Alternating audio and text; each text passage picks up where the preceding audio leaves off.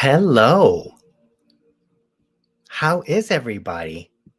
Welcome to this live. Thank you all for joining. I see you guys have been using the chat box. That is awesome. Great to see everybody. Aw, that little craft place. Great to see you. Oh, man. You guys are awesome. Hi, Joy from Florida.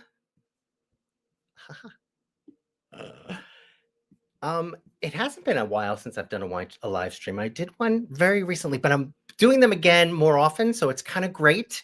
Hey, UK, thanks for staying up late. Eleanor, good to see you. Haven't seen you in a while.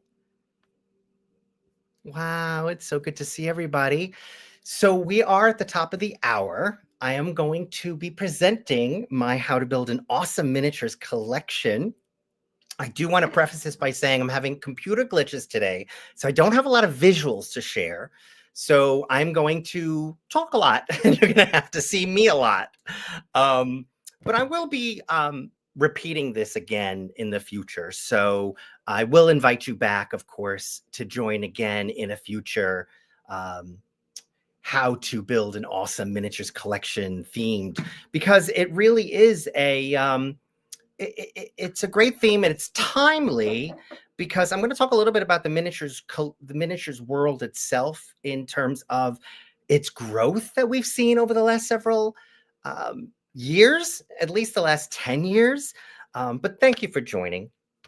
Please bear with me. I was all fatootsed 10 minutes ago because I couldn't get the technology to work. So a lot of the visuals that I was planned to show, I don't have. So, but I'm going to talk to it as much as possible. And as I mentioned, thank you guys for joining. If you are just joining top of the hour, I will try to describe as much as possible. I do have one presentation to share with some visuals, so that's good. So bear with me. Thank you guys for joining. I really appreciate it. Populate that chat box because it's really helpful. I love to hear from you. I love to hear what you're thinking about. And we're a relatively small audience. There are about 40 of us. I don't know. I say ask your questions. I'm going to try to manage the chat box as much as possible. There's going to be a Q&A at the end, of course. But first and foremost, thank you for joining. I really appreciate it. Say hello in the chat box. Let me know you're joining and where you're joining from. I see you're freezing in Albany. Hello in Vancouver. Hello, Florida. Hello, Andra from Virginia. So thank you for joining this webinar.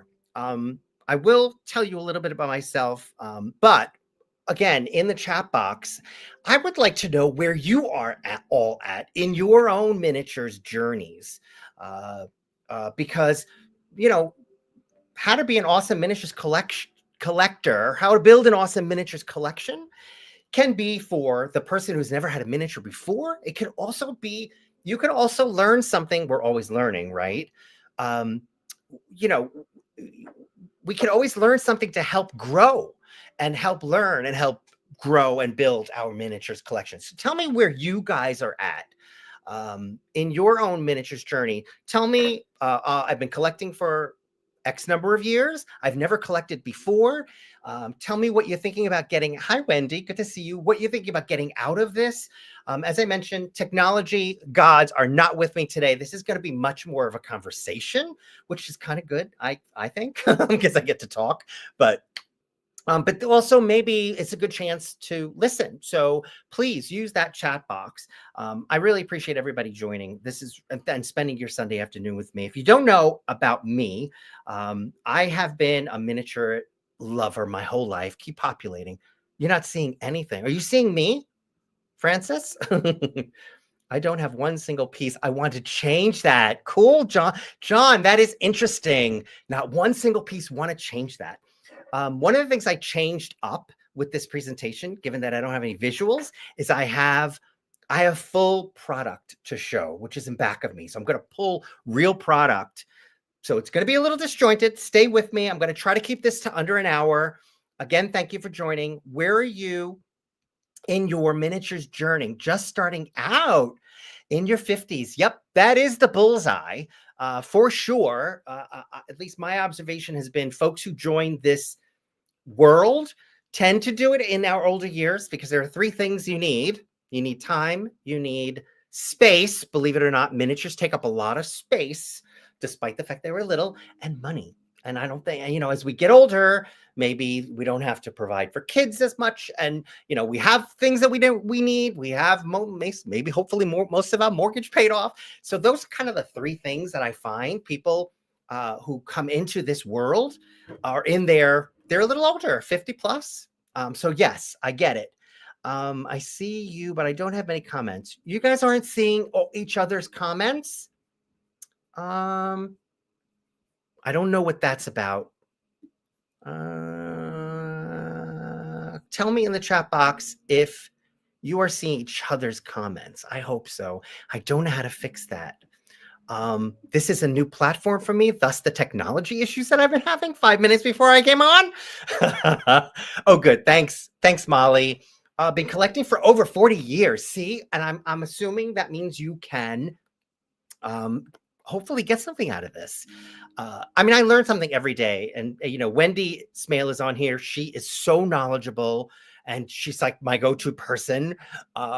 So, you can always learn something, and there are people in this world who are there to help. Let me get going. The fact that I don't have a presentation to go by makes me go off tangents. A little bit about me. I have been I call myself an unapologetic miniaturist because I am kind of over describing and apologizing and explaining what it is I love. So I call myself an apologetic miniaturist, but I love this world. I actually have a background in marketing.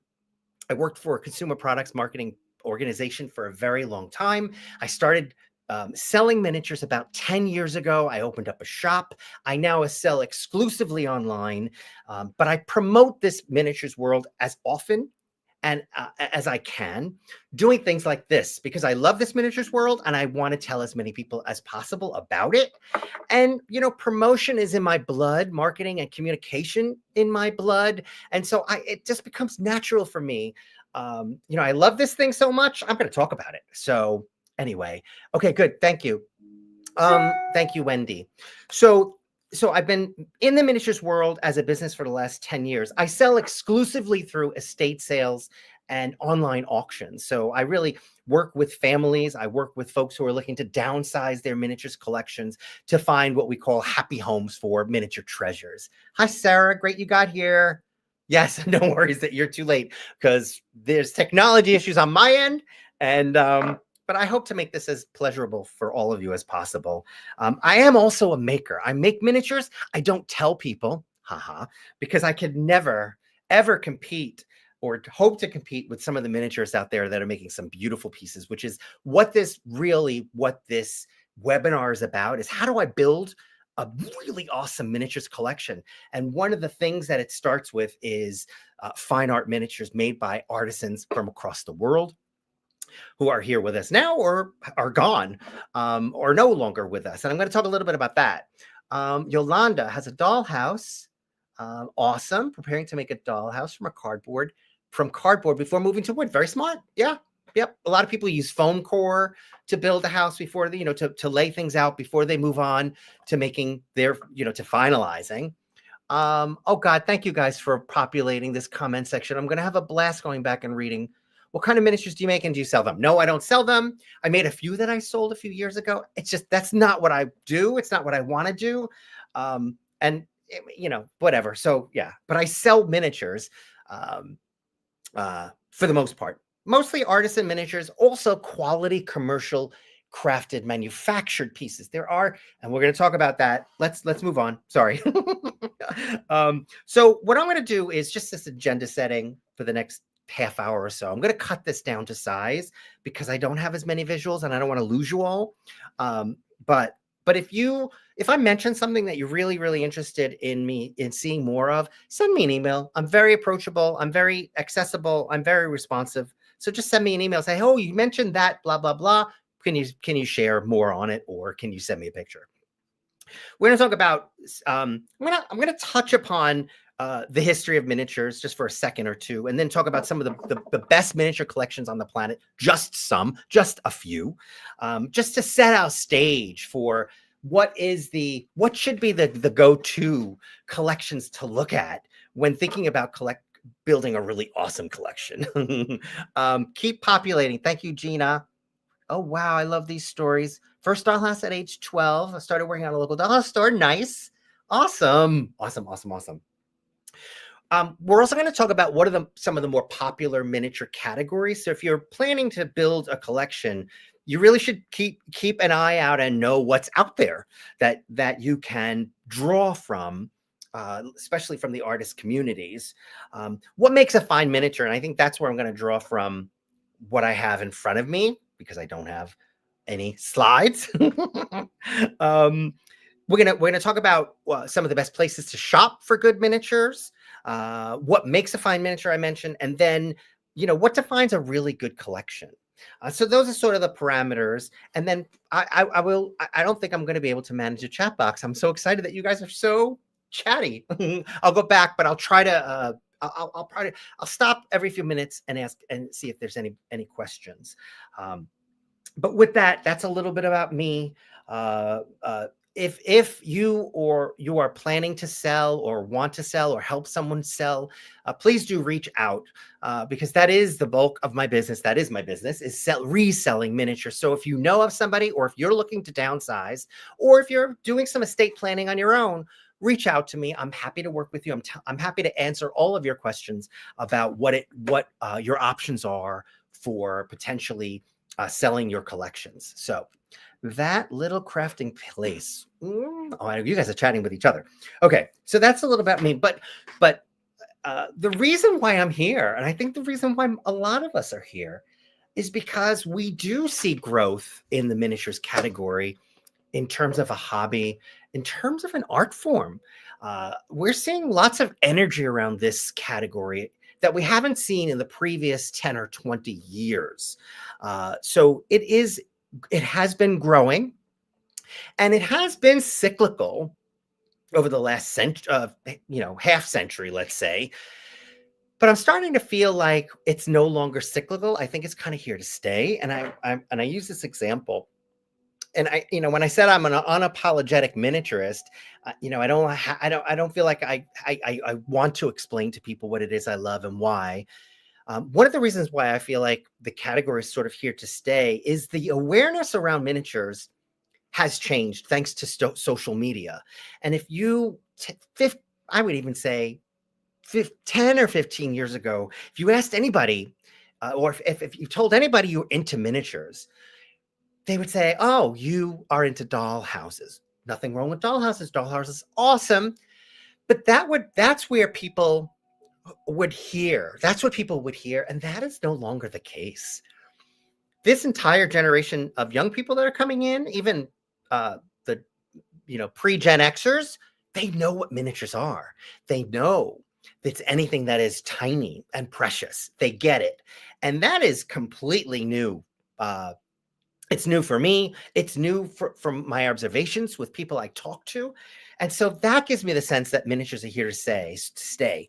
So, and that's a great thing for all of us, especially if you're interested in building your own personal collections of miniatures. It means more energy, more artists, more makers, more hobbyists, more opportunities to quote unquote play in this category.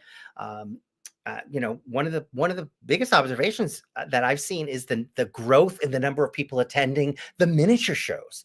So it's all good. We're seeing interest in this category, and it's very, very exciting for everyone involved, from the hobbyists to the collectors, to the artisans, to the makers, to the sellers, etc.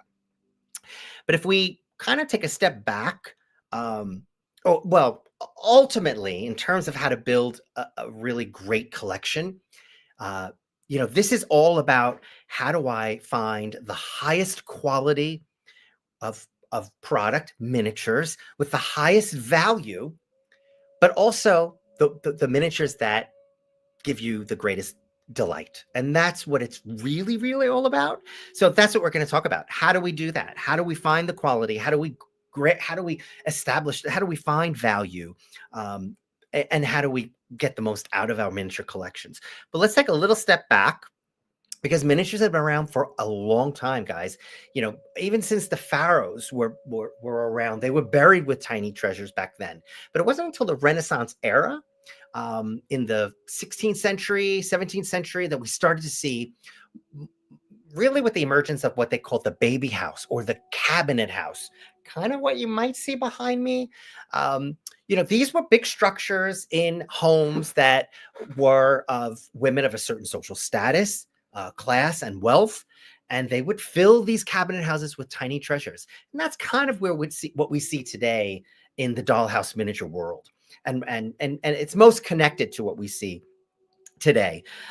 But fast forward, there have been some beautiful collections that are out there that, I will just mention three of them that I hope you guys either know about or will look into, in terms of helping inspire you and help you understand the pinnacle of miniatures, to aspire to, both in what you might want to buy, what you might want to have, what you might want to go to look at, etc. And so that is the Thorn Rooms in the Chicago Art Institute. Raise your hands if you've been to the Thorn Rooms and seen the Thorn Rooms. This is a collection of 69 architecturally accurate room boxes made by Narcissus Blackthorne back in the 1920s. The second collection I will mention is Queen Mary's Doll's House at Windsor Castle in the UK. Extraordinary collection, also made around the turn of the last century. And then finally, here in the States, private collection at a museum, which is the K. Browning collection in Maysville, Kentucky. Just three of some of the best on the planet. So check those out if you can. If you missed something, I'll be happy to post that in the comments section. But those are just some of the collections I would really encourage you to take a look at. And again, if you're just joining, thank you for joining. I did have some technical glitches, so it's you're gonna have to look at my mug for quite a while, but I'm gonna try to work fast so that you don't have to see me through this. But why collect? Why miniatures? I think, and we could probably spend a whole other webinar on some of the reasons why we collect. I think some of the things include, it taps into the thrill and the hunt. People who collect antiques, people who collect anything, there's a dopamine hit that is that if you are interested in something and then you go and look for it and search out and you find it, there's a dopamine hit. There's also a strong learning piece to miniatures, especially like historical miniatures. It raises questions where things were made, how it was made, what is the structure. So things, and it crosses so many applications from art and design to architecture. There's a social aspect to miniatures. It's a shared joy in this category with like-minded folks who kind of get what you're into, get what you're all about, get what you're excited about. There's also, there's the hobby aspect, the DIYers, and then there's the psychological aspect, which I think we could spend a whole day on, which is some people think, miniatures allow for control over your environment, or some people say it's very meditative when they interact with their miniatures or they make miniatures. Ultimately, why do we collect? It's joy. It's pure joy. And that's the most important thing. And pro tip, why ask why? Just do what you love to do. All right, so let me take a quick break and see if there are any questions. Please continue to populate this comment section, especially around where you're at in your own miniatures journey, and maybe a little bit about what you hope to get out of this. Please post links to those collections. Accessible cameras, yes. Yes, I'm going to try. Maybe at the end. Yeah. Okay. Yes, please post the links. Totally great. Kathleen Savage Brown collection. Accessible, comprehensive, and stunning. Absolutely. I was as well, then jumped in the deep end of the pool. Wait, are you talking? What do you, that little crafting place? Oh, you're answering somebody. Okay. Any other questions? I grew up in Chicago, so the throne room's fabulous. Awesome. Let's see. I was as well into the deed in the book. Okay, good. All right. Let's talk about, and this I do have some show and tell in terms of slides. So we could look at these because this is really important in terms of when you're building a collection, or if you want to continue building a collection, there's some things to think about in terms of, what is out there? What are some of the more popular categories? Because that will help drive and to some extent, help you consider, because the more something is available, the more it's accessible to you, and the more it will become available to you, and the more you'll be happier. So it's just something to consider when thinking about starting a collection or being in a collection or having a collection.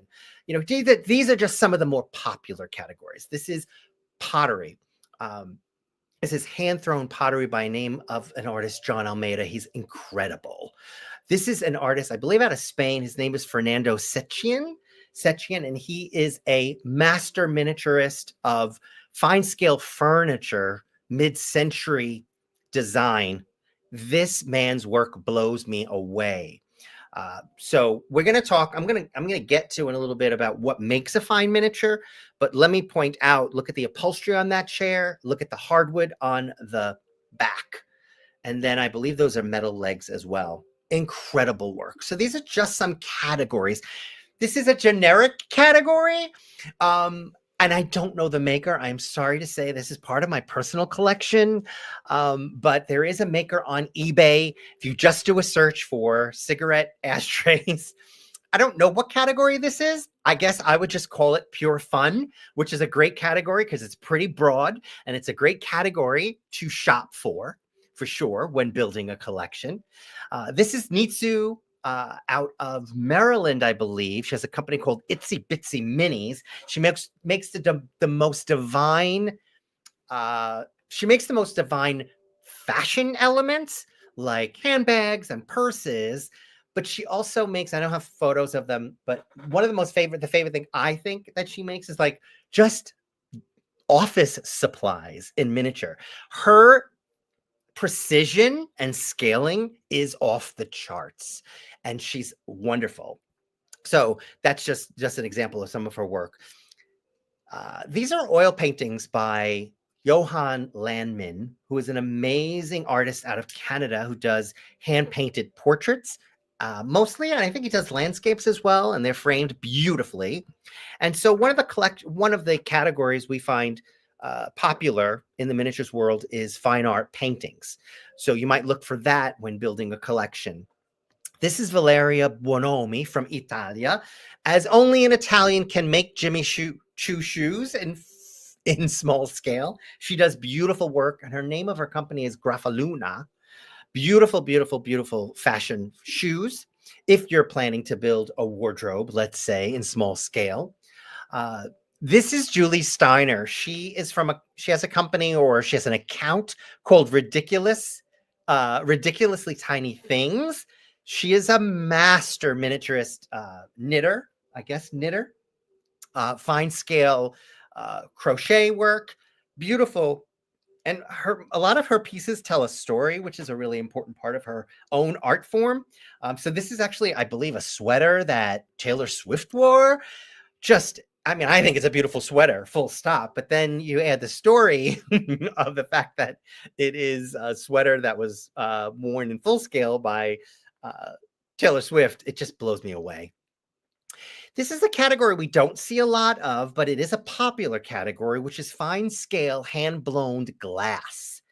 This is a gentleman, his name is Kiva Ford, out of, I believe, Illinois. And he makes the most beautiful hand-blown glass. We don't see a lot of this in 12 scale, at least at this fine art level of design and intricacy. So if you find glass like this, it is definitely hard to find. So I would grab it. And he works a lot in 6 scale, not 12 scale. So again, it makes it even that much more difficult to find. Gosia out of Poland makes the most delicious flowers in small scale. I love her work. I got to meet her at one of the shows recently. So flowers is a popular category, as you can imagine.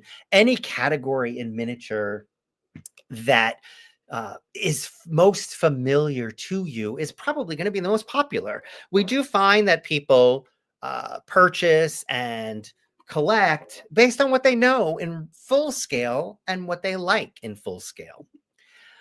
This is Kim Fairchild.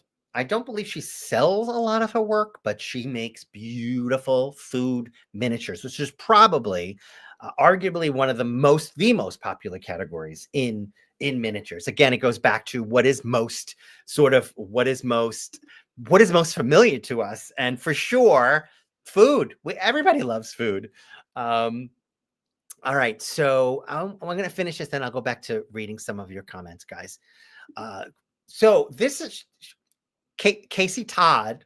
Her Instagram account is Smallish Miniatures. She's relatively new to the miniatures world, but her eye for not only making the miniatures, she does a great job making miniatures, but she makes miniatures that really tug at the heartstrings.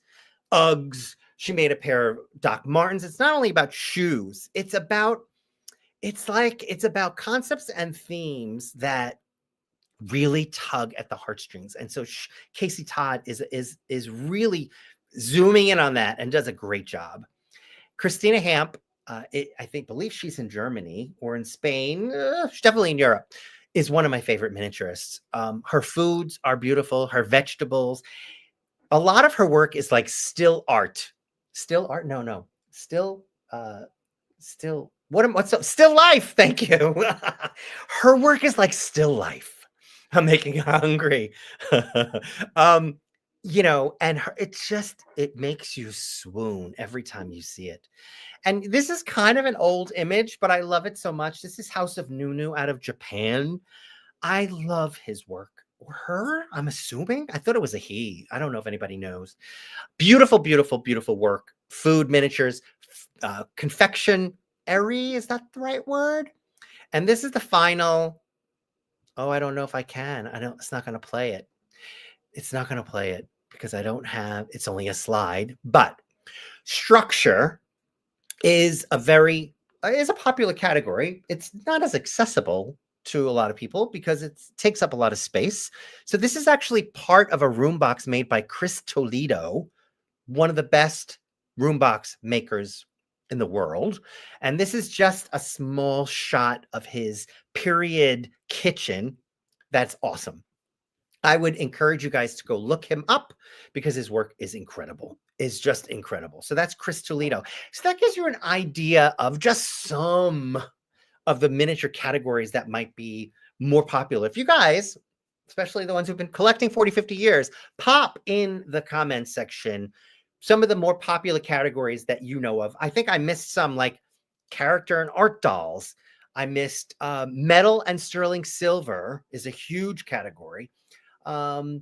Toys, especially vintage toys.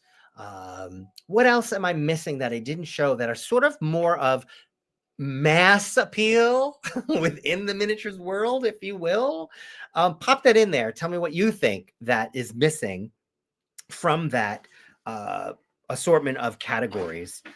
Let's talk about what makes a fine miniature, because what's important about a really good collection is books. I missed books. Yep. Can't find dolls you like. Keep populating that. I'm curious. Porcelain. I did miss that. And vases. Yes. Keep going. Huge collection of books, toys, toy dolls, and sterling hats. That's under fashion for sure. I love hats too. I love men's hats. What else is a popular category? Miniatures that actually work. Good one. Automata. I never know how to say that. Automata. Anyway, things that move. What else? Silver. Yep, sterling silver and metal, brass. What else? All right, okay. Art. Yep. Do you kitchen? No, but I didn't say kitchen items, but kitchen items. Yes. Lighting, antique lighting. Good. Awesome. All right. Let's talk about what makes a fine miniature. In really, really quality miniatures, have a couple of really key things to look at: size and proportions. So scaling is hugely important. Okay, so this is the piece that I brought out that I love to show when I talk about a really fine art miniature. This is a sideboard by the gentleman. His gentleman's name is Walter Shooter, and one of the other key elements of a fine art miniature is to check for is whether or not it's been signed. Doesn't necessarily mean it's not a fine art miniature or a good miniature or a quality miniature or a great miniature or a miniature that makes you happy. But a signature really helps identify who made it, when it might have been made, and I think, the artist who signs his miniature or her miniatures, they're saying, I made something, I like it, I'm happy with it, boom, here. Doesn't mean you're not going to find great miniatures out there that aren't signed. I love finding miniatures that are unsigned, that were made by somebody in their basement that has absolutely no idea that this miniature world exists. Love that. Love it. Okay. Some other things that identify a really high quality miniature, and this spans across all categories: how it is made. So for this specific piece, this is a hardwood sideboard. It uses traditional joinery to pull all the pieces together, as a cabinet maker might make, or a fine furniture maker might make. So to show you what that means, I'm going to share, and this is, I love this. This is what I love about this piece. So uses traditional techniques to make this object. These are dovetails. Now, dovetails are individually cut to help join these two pieces together the way a real cabinet drawer would be made.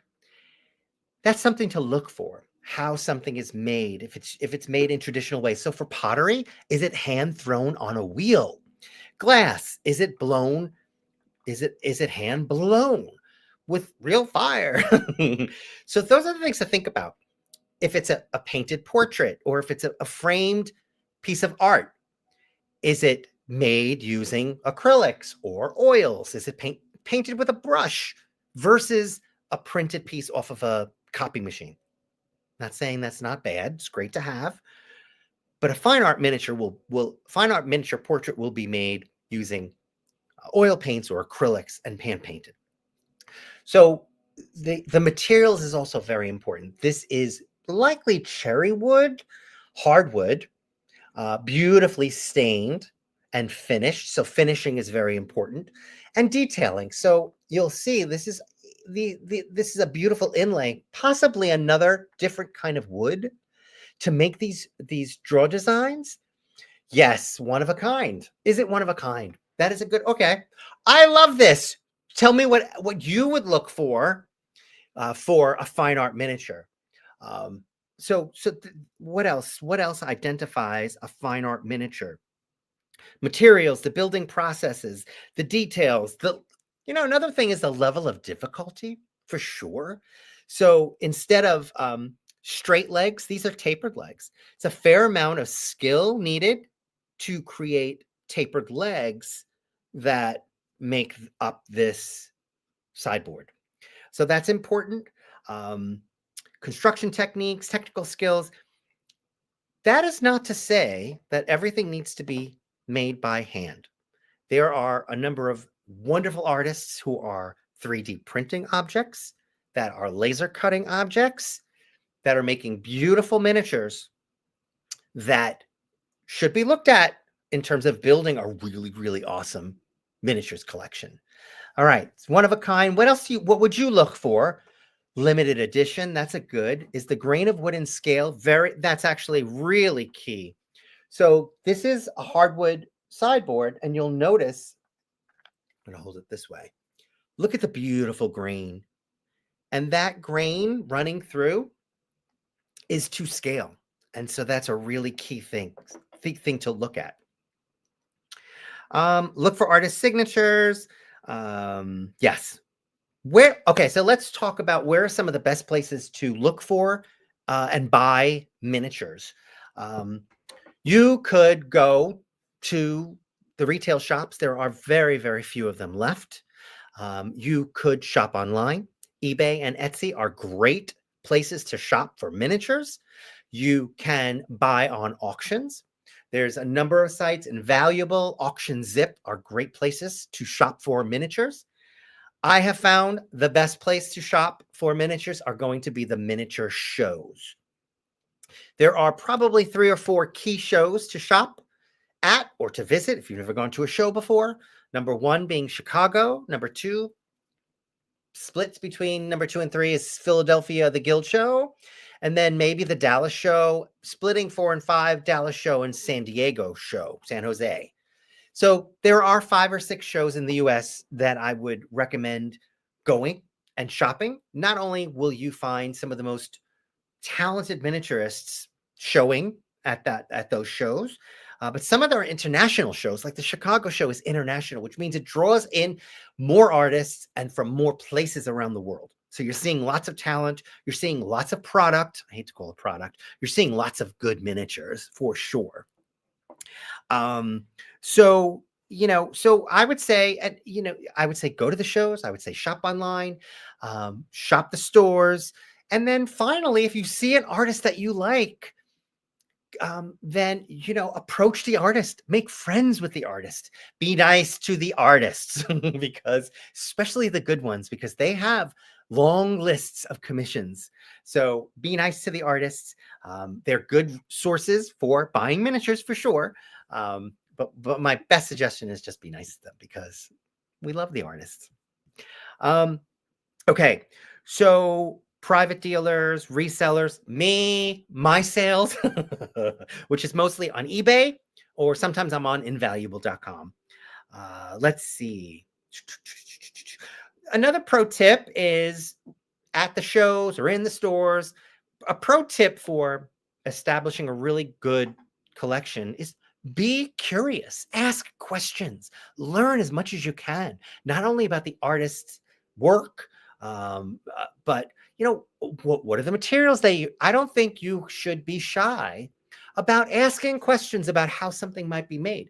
I wouldn't go into tell me your secrets about how you finish these objects so beautifully, but I think it's fair questions to ask how something is made, what kind of materials you use, how long did it take you to make, what was your inspiration, things like that. So I would say ask questions if you can. So what defines a really, really good collection or an awesome collection? I would say, first and foremost, have what you love. This is your journey. This is what you love to do. Buy and acquire what you like. First and foremost, there are no other rules besides that are most important. But given that, think about the quality of the miniatures. Think about the value of the overall value, how things were made, things like that. Those are really, really important. How unique the object is, that makes a really great collection. Is not having what everybody else has. And I know it's really hard to find. Finding pieces that might be very, very hard to find, that makes a really, really good collection. Also, purchasing from reputable vendors, that is really, really important because you want to make sure you have a quality piece at the end of the day, one that hasn't been compromised, perhaps based on where it was stored, how it was treated, things like that. And finally, people ask me this all the time: should I keep detailed records? At the end of the day, my opinion, this is only my opinion. Everything that I said today was only my opinions. But if you're okay with, if you love to keep records and that is important to you, then do it. But if it's going to take away from the joy and the time that you're going to be spent with your miniatures, then don't. That's that's my opinion. That is what I would say. So those are so that's what I would say in terms of, what is really, really important in terms of building an awesome collection. Buy what you like, buy what you love, continue to buy what you love, and buy quality. And not everything has to be artisan made necessarily. I call this the target theory. If you're a lady and you have a well balanced ladies' closet, I'm going to use this analogy. Maybe you guys won't agree. Tell me if you do. But in a really well balanced ladies' closet, she might have that beautiful black Chanel bag, but she might have a black T-shirt from Target. It's all how you put it all together at the end of the day. So not everything has to be artisty. Again, it's back to what you love and then how you put it all together in your collection. Okay, let's start to take questions as we wrap this up. Sharon says, definitely keep records. Now trying to downsize, no idea who made most of my miniatures. Don't stress over it, Sharon. At the end of the day, if you're looking to have someone sell on your behalf, that's kind of their job. So what I do with my clients is I provide all of the cataloging work that needs to be done, the research, etc. One question is, anybody have thoughts about insuring a collection? We could do a whole thing on that, on insuring it. I would totally check with your own insurance agents, but I would think it gets wrapped into your home umbrella policy because you can't sit there and write out every single piece in your collection. Many artists will take commission for a special piece. Absolutely. I don't think we have someone like you in the UK. I'll come to the UK, Sharon. I didn't mention the London Dollhouse Showcase. She's the London Showcase show, which is in May and in November, is up there with the Chicago show, the two best shows on the planet. Okay, sorry. Thank you for bringing up the UK. So those are just some of the tips. I'm sure there's more. Please populate the chat box. And if you think of this after this ends, anything that might add to this presentation, please tell me because I continuously learn. Does anybody have any other questions before we sign up? And I can really, really thank you for bearing with me on this and not having too many visuals to share. It's been only my mug throughout this whole thing. Wendy Smale is working on a website to catalog artists in the maker marks. Yes. Big thank you to Wendy because that is a big job that she is doing and an important job, which is cataloging as many of the artisans out there as she can find to put onto this website. Oh, thank you so much. I'm glad you had fun. I had fun. I love talking about miniatures, so this was fun for me. I'm glad you guys had a good time. Thank you, thank you, thank you for joining. Enjoy what's left of the weekend. Enjoy your week. And if you have any questions at all, please do reach out and let me know. Can you post the name of the mid-century maker? You know what? Send me an email because I can't find the link right now. Just respond that way and I'll be happy to send you. Thank you guys. All right, guys, have a great rest of your day. So great. This was so great. Okay, bye.